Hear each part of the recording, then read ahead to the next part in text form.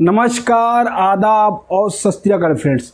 आज का जो हमारे वीडियो है वो हमसे डिमांड किया है संतलाल पाल जी ने। उन्होंने हमसे पूछा है सर कि फायर ड्रिल कितने प्रकार के होते हैं। तो फायर ड्रिल कितने प्रकार के होते हैं उसको समझने से पहले हमको समझना होगा एक ड्रिल क्या होता है। तो ड्रिल का एक इंग्लिश में मतलब है प्रैक्टिस और हिंदी में एक मतलब है उसका अभ्यास।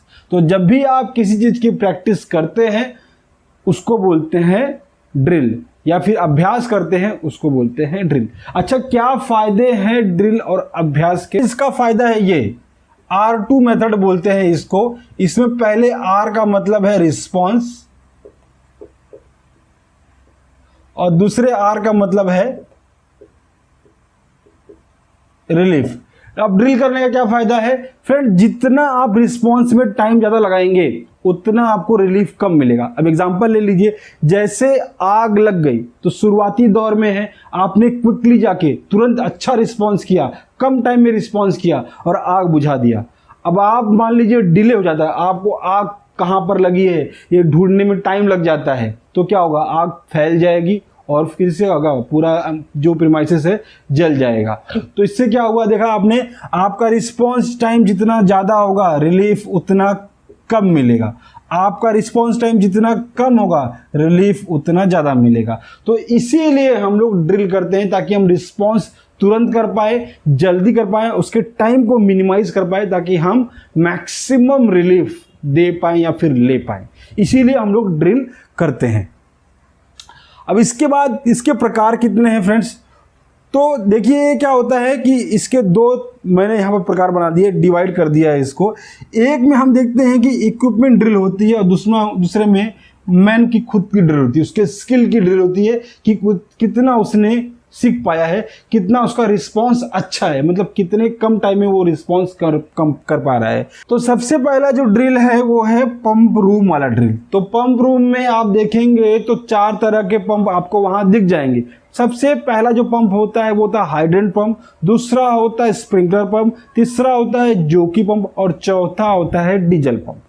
अब इसमें ये जो जोकी पंप है, स्प्रिंकलर पंप है और ये हाइड्रेंट पंप है, ये जो पंप होते हैं इलेक्ट्रिकल से चलते हैं, ये ऑटो चालू होते हैं और ऑटो बंद होते हैं। और इसमें जो चौथा होता है डीजल फायर पंप, ये क्या होता है, ऑटो चालू होता है लेकिन मैनुअली बंद करना पड़ता है। तो ये सिस्टम पूरा प्रॉपरली काम कर रहा है कि नहीं कर रहा है, उसकी टेस्टिंग को हम लोग पंप ड्रिल बोलते हैं। उसकी टेस्टिंग को हम लोग पंप ड्रिल बोलते हैं।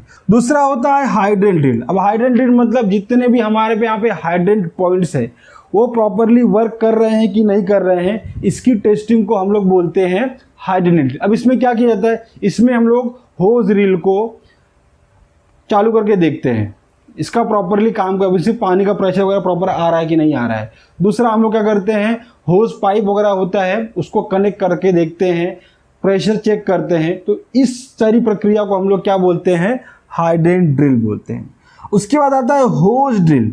अब होज ड्रिल में क्या होता है, हम लोग होज को कैरी करना सीखते हैं, मतलब उसको कैसे कैरी करके लाना है, कैसे उसको खोलना है। फिर उसके जो 4 तरीके हैं, coil folding, Dutch folding, flanking और उसके बाद फिगर 8 जो इसके फोल्डिंग तरीके हैं उसको हम यहाँ पर प्रैक्टिस करते हैं। बाद में उसको फोल्ड करके फायर होज बॉक्स में रखने की जो प्रक्रिया है, इस सब को हम लोग क्या बोलते हैं, होज ड्रिल बोलते हैं।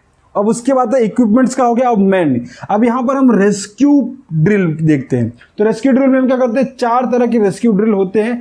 पहला होता है ग्राउंड, दूसरा होता है हाइट, तीसरा होता है कन्फाइंड का और चौथा होता है वाटर का। तो इन चारों लेवल पर जो हम लोग क्या करते हैं, प्रैक्टिस करते हैं कि रेस्क्यू लोगों को कैसे करना है और अपनी जान को कैसे हम लोग सेफ रखते हैं। तो इस तरह के ड्रिल को हम लोग बोलते हैं रेस्क्यू ड्रिल।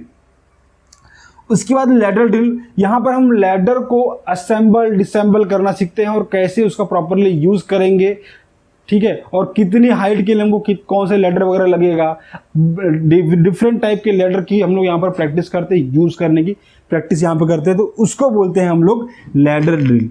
उसके बाद स्क्वाड ड्रिल। अब स्क्वाड ड्रिल में हम लोग क्या करते हैं, नॉर्मली यहाँ परेड की प्रैक्टिस करते हैं। हमारा कमांडर जो हमको कमांड दे रहा है हम वो ले पा रहे हैं कि नहीं ला रहे हैं, उसके कमांड पर हमारा रिस्पॉन्स प्रॉपर है कि नहीं है, इसको जो हम लोग करते हैं तो इसको बोलते हैं स्क्वाड ड्रिल।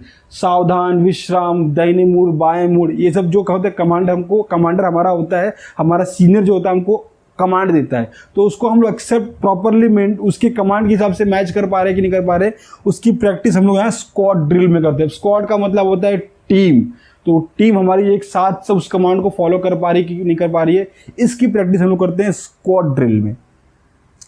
अब BA सेट का मतलब है फायर सूट, ठीक है। BA सेट का यहाँ मतलब है फायर सूट। तो फायर सूट डिफरेंट टाइप के होते हैं, तो फायर सूट को पहनने की प्रैक्टिस यहाँ पर की जाती है।